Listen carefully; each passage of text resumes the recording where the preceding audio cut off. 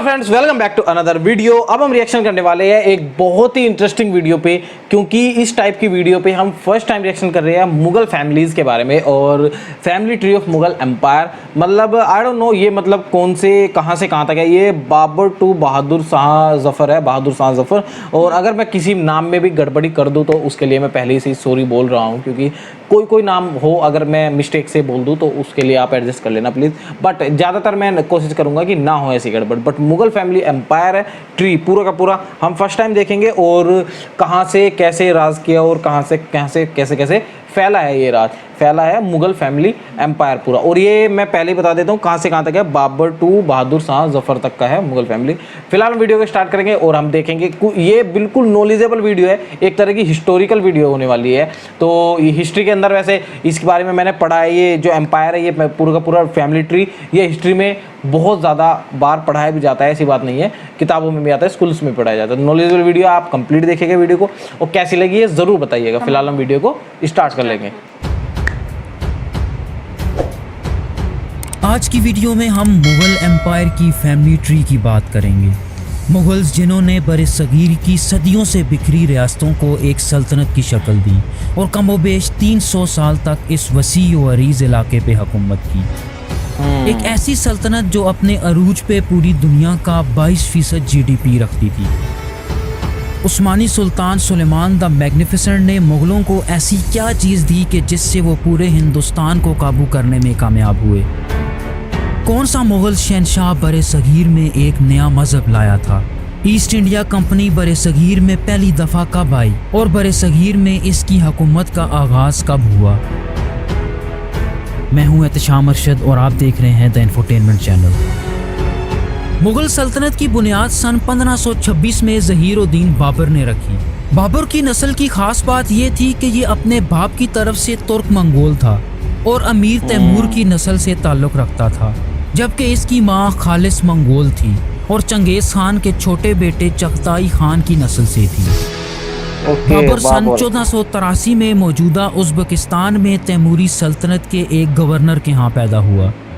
सन 1494 में अपने वालिद के इंतकाल के बाद महज 13 साल की उम्र में उज़्बेकिस्तान का गवर्नर बन गया, लेकिन छोटी उम्र होने की वजह से इसे बहुत सी बगावतों का सामना था और बहुत जल्द उसे तख्त से हटा दिया गया।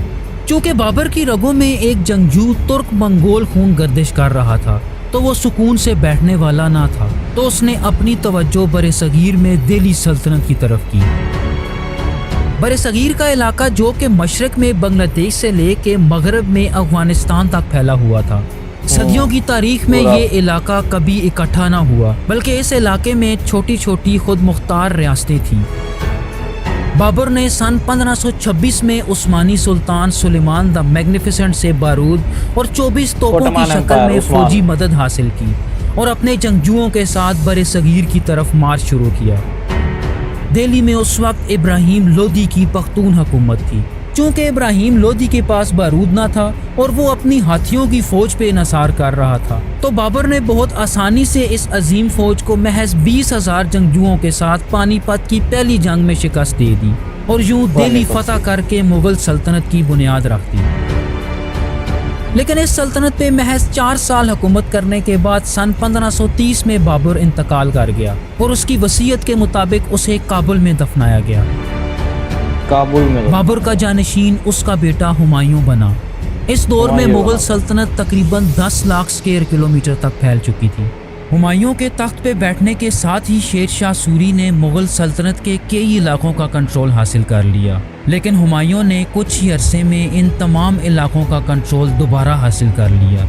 शेर शाह सूरी के खिलाफ हुमायूं को उस्मानी सुल्तान सुलेमान द मैग्निफिसेंट की मुकम्मल मदद हासिल थी। सन 1556 में हुमायूं के इंतकाल के बाद उसका बेटा जलालुद्दीन मोहम्मद अकबर 14 साल की उम्र में अगला शहनशाह बना, लेकिन अकबर के सारे फैसले मुग़ल सल्तनत की फ़ौज के एक जनरल बेराम खान के मशरे पे निसार किया करते थे। बेराम ने मुग़ल सल्तनत को वसी और मजबूत करने में बहुत अहम किरदार अदा किया। अकबर के बारे में सबसे ज़्यादा मशहूर ये है कि उसने एक नया मज़हब दीन इलाही ईजाद किया, जो इस्लाम, हिंदू मत और क्रिश्चियनिटी के कुछ हिस्सों से अखज़ किया गया था। اس مذہب کا مقصد یہ تھا کہ برصغیر میں بسنے والے تمام مذاہب کے لوگ اکٹھے رہ سکیں اور اس کی سلطنت میں کسی قسم کی کوئی مذہبی تقسیم پیدا نہ ہو۔ اسی بات کے پیش نظر اکبر نے ایک ہندو لڑکی جودھا بائی سے شادی بھی کی۔ یہ چیز بہت زیادہ فیمس ہے اکبر اور کے اس کے اوپر شروعاتی سیریل دور اور میں مووی بھی بن عثمانی چکی ہے۔ سلطنت کے سلطان سلیمان دا میگنیفیسنٹ ہی تھے۔ اکبر نے انہیں ایک خط میں پوری مسلم امت کا لیڈر تسلیم کر لیا، لیکن اکبر کے بعد کے فیصلے اس خط کے بالکل برعکس تھے۔ اکبر کے بعد اس کے بیٹے جہانگیر نے تخت سنبھالا، جو کہ شہزادہ سلیم کے نام سے بھی مشہور تھا۔ یہ وہی دور تھا جب برٹش ایسٹ انڈیا کمپنی کا مغل دربار میں آنا جانا شروع ہو چکا تھا، اور یہ لوگ جہانگیر کے لیے مختلف تحفے بھی لایا کرتے تھے، جس میں خاص طور پہ مختلف قسم کی شرابیں ہوا کرتی تھیں، جس کے نتیجے میں جہانگیر نے سن 1608 میں ایسٹ انڈیا کمپنی کو تجارت کرنے اور تجارتی فیکٹریاں لگانے کی اجازت دے دی، جس کے بعد کچھ ہی عرصے میں ایسٹ انڈیا کمپنی نے انہی فیکٹریوں کو قلعوں کی شکل میں تبدیل کر دیا۔ نور جہاں اور انارکلی کا نام جڑتا ہے۔ جہانگیر کو اپنے والد اکبر کے زمانے میں مغل دربار کی ایک لونڈی انارکلی سے پیار ہو گیا تھا، اور جب اکبر کو اس کا پتہ چلا تو اکبر نے سزا کے طور پہ انارکلی کو دیوار میں چنوا دیا، لیکن اس کہانی کو زیادہ تر مورخ فرضی کہانی مانتے ہیں۔ پر یہ بہت زیادہ جہانگیر کے دور میں مغل سلطنت اور عثمانیوں کے درمیان تعلقات زیادہ اچھے نہ تھے۔ سلطان مراد فور نے جہانگیر کو کئی خط لکھے، لیکن جہانگیر چونکہ انگریزوں کے اثر و رسوخ میں آ چکا تھا تو اس نے عثمانی سلطان کو زیادہ ترجیح نہ دی۔ جہانگیر کی موت کے بعد اس کا ایک بیٹا شہریار مرزا تخت نشین ہوا، جسے کچھ ہی عرصے میں جہانگیر کے ایک دوسرے بیٹے شاہ جہان نے تخت سے ہٹا کے خود تخت پہ بیٹھ گیا۔ شاہ جہان کا دور مغل فن تعمیر کا سنہری دور مانا جاتا ہے۔ اس شہنشاہ نے بہت سی یادگار تعمیرات کی، جن میں آگرہ کا تاج محل سب سے زیادہ مشہور ہے، جس میں اس کی پسندیدہ بیوی ممتاز جہاں دفن ہے، اور وہ خود بھی یہیں دفن کیا گیا تھا۔ شاہ جہاں کے پاس شاہی خزانے میں مختلف قسم کے قیمتی پتھر اور خاص طور پہ کوئی نور ہیرا موجود تھا، اسی وجہ سے اسے تاریخ کا امیر ترین شخص بھی مانا جاتا ہے۔ سن 1634 میں شاہ جہان نے ایسٹ انڈیا کمپنی کے لیے ٹیکسز کی مکمل چھوٹ دے دی، جس کی بدولت ایسٹ انڈیا کمپنی برصغیر میں اپنے پنجے مضبوط کرنے میں کامیاب ہو گئی۔ ویورز، شاہ جہان نے عثمانی سلطان مراد فور کے ساتھ تعلقات اچھے کرنے کی کوشش کی، اور سن 1638 میں عثمانی سلطنت میں اپنی پہلی ایمبیسی کھولنے میں کامیاب ہو گیا، اور اگلے کئی سالوں تک ان دونوں سلطنتوں کے درمیان تعلقات کافی اچھے رہے۔ سن 1657 میں شاہ جہاں شدید بیمار ہو گیا، جس سے اس کے 4 بیٹوں میں خانہ جنگی شروع ہو گئی۔ اس خانہ جنگی میں اس کا تیسرا بیٹا اورنگزیب فتح یاب ہوا اور مغل سلطنت کا 7واں شہنشاہ بنا۔ اورنگزیب نے تخت پہ بیٹھنے کے ساتھ ہی اپنے والد شاہ جہان کو آگرہ کے قلعے میں نظر بند کر دیا، اور وہیں اس کی موت ہو گئی۔ وہ اس لیے کیا تھا کہ اورنگزیب کے دور میں برصغیر کا GDP پوری دنیا کا 22% تھا، اور اس کا ایریا تقریباً 40 لاکھ اسکوائر کلومیٹر تک پھیل چکا تھا، اور یہ دنیا کی سب سے بڑی معیشت اور مینوفیکچرنگ پاور بن چکی تھی۔ انڈیا کافی ویورز، اورنگزیب مغل سلطنت کا آخری مؤثر حکمران مانا جاتا ہے، کیونکہ اس کے دور میں مغل سلطنت کا زوال شروع ہو چکا تھا۔ اورنگزیب تقریباً 49 سال تک مغلیہ سلطنت کا حکمران رہا، اور اس دور میں سلطان محمد فور اور سلطان سلیمان II عثمانیوں کے سلطان رہے، لیکن اس پورے عرصے میں مغلوں اور عثمانیوں میں کوئی تعلقات نہ رہے، کیونکہ دونوں سلطنتیں اپنے اندر کی ٹوٹ پھوٹ کا شکار ہو چکی تھیں۔ اورنگزیب کی موت کے بعد اگلے 7 سالوں میں 7 شہنشاہ تھوڑے تھوڑے وقتوں کے لیے تخت نشین ہوئے۔ ان میں سب سے پہلا اورنگزیب اور اس کی پرشین بیوی بانو بیگم کا بیٹا اعظم شاہ تھا، جس نے اپنی والدہ کے لیے تاج محل کی طرز پہ ایک مقبرہ بھی بنوایا تھا۔ لیکن اورنگزیب کی دوسری بیوی سے ایک بیٹے بہادر شاہ 1 نے اس کے خلاف بغاوت کر دی، اسے قتل کرا دیا اور خود تخت پہ بیٹھ گیا۔ بہادر شاہ اتنی وسیع و عریض سلطنت کو جوڑ کے رکھنے میں ناکام رہا۔ بہادر شاہ کے بعد اس کا بیٹا جاندار شاہ تخت نشین ہوا، اور اس کے بعد اس کے کئی پوتوں نے تھوڑے تھوڑے وقتوں کے لیے حکمرانی کی، لیکن یہ تمام شہنشاہ اپنی طاقت کھو چکے تھے۔ سلطنت میں مختلف بغاوتیں ہو رہی تھیں، اور کئی ریاستیں خود مختار بھی ہو چکی تھیں، جیسا کہ اس دور میں دکن کے پورے صوبے نے اپنی خود مختاری کا اعلان کر دیا تھا۔ चुनाचे हम मोहम्मद शाह के दौर में आते हैं कि जब हालात कदरे हाल बेहतर हुए और इसने उस मोहम्मद दौर शाह। के उस्मानी सुल्तान महमूद वन के साथ ताल्लुकात बहुत अच्छे कर लिए। लेकिन इसके दौर में ईस्ट इंडिया कंपनी ने पूरी सल्तनत में पंजे गाड़ लिए थे। पूरे बरे सगीर में कलों का एक जाल बना लिया था जहां से वो ऑपरेट किया करते थे। इसके अलावा हिंदू मराठा एम्पायर ने भी सल्तनत के काफ़ी ज़्यादा हिस्सों पे कंट्रोल हासिल कर लिया था। मोहम्मद शाह के बाद उसका बेटा अहमद शाह और फिर उसके कई कज़न्स तख्त नशीन हुए, लेकिन कोई शहनशाह भी इन हालात पे काबू ना पा सका। और फिर सन 1757 में आलमगीर II के दौर में जंग पलासी हुई, जिसमें बंगाल के नवाब सिराजुद्दौला को ईस्ट इंडिया कंपनी ने शिकस्त दे के बंगाल पे कब्जा कर लिया, ईस्ट इंडिया जो कि कंपनी बड़े तो फैल ही सगीर रही पे थी। ब्रिटिश राज का आगाज था। शाह आलम II के दौर में पहुंच के मुगल हुक्मरान बस नाम के शहनशाह रह चुके थे। सल्तनत के काफ़ी ज़्यादा हिस्सों पे ईस्ट इंडिया कंपनी और ईस्ट मराठा इंडिया कंपनी। सल्तनत हुक्मरान थी।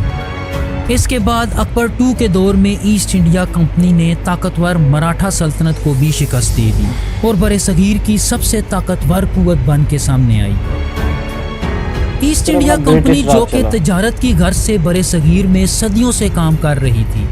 19वीं सदी तक इस कंपनी ने बरे सगीर के काफ़ी ज़्यादा इलाकों पे हुकूमती कंट्रोल हासिल कर लिया था और इन इलाकों से टैक्स इकट्ठा करना भी शुरू कर दिया था, जिस वजह से सन 1857 में बहादुर शाह जफ़र के दौर में ईस्ट इंडिया कंपनी के खिलाफ बगावत हुई, जिसे अंग्रेज़ों ने बहुत आसानी से कुचल के पूरे बरे सगीर का कंट्रोल हासिल कर लिया और बहादुर शाह जफ़र को कैद में डाल दिया और यूं बरे सगीर में मुग़ल सल्तनत का खात्मा हुआ।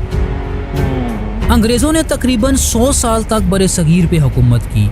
क्वीन एलिज़ाबेथ का बाप एम्परर जॉर्ज VI बरे सगीर का आखिरी शहनशाह था।